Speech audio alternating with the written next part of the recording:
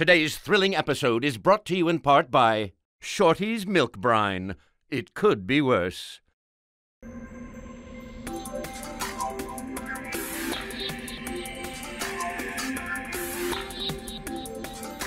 Picture the scene. You're nearing the end of Runner 2. The final level is in sight. You've jumped, slid and danced your way through the first 4 worlds and enter the bit trip itself. The levels get tougher as you go. You have one final level left before the final boss. Only a man. Oh god. 72 pieces of gold to collect. There's usually only 30 or 40. How big is this level? Okay, let's do it.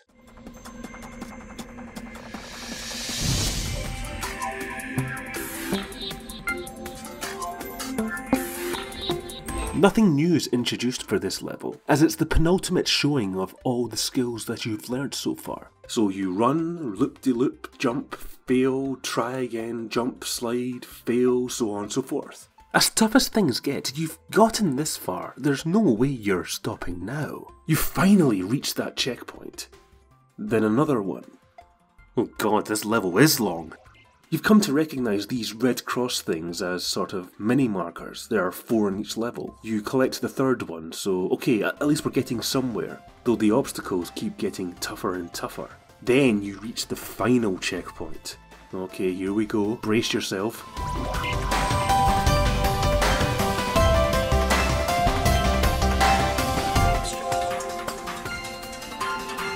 But no obstacles come, only gold. You eventually loosen your grip on the controller as you realise that you've already done the hard bit. This is just your reward, a breezy jog to some delightful music.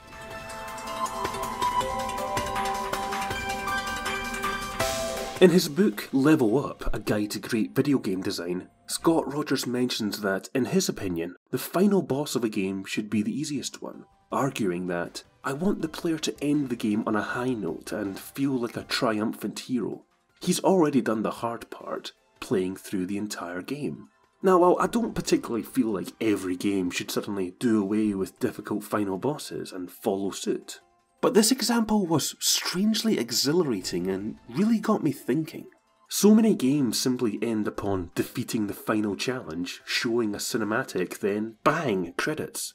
It's become standard, which is a little strange if you think about it. We're the ones that defeated the foes and challenges. Why should we watch someone else in a cutscene collect the rewards and adulation? Why not let us play on with the pressure and challenge removed, if only for just a moment? Well, it appears that Gaijin games feel the same way, as for the final boss of the game, they'd do the same thing again.